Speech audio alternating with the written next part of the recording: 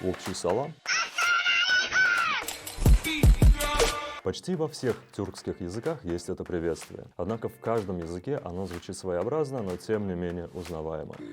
Так откуда же это слово взялось? Многие исследователи говорят о том, что это слово пришло к нам из арабского языка.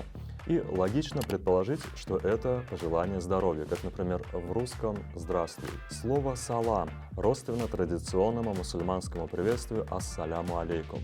В русском языке кратко записывается как «салам алейкум». В переводе это означает «мира вам и благополучия». Саляму алейкум. Поэтому салам и его аналоги в тюркских языках являются кратким неформальным приветствием. Использовать его можно, например, для общения в кругу друзей, ровесников, сверстников. А как же переводится татарское слово «саламатлек»? Те, кто не изучал татарский, вы, наверное, смогли догадаться. Напишите.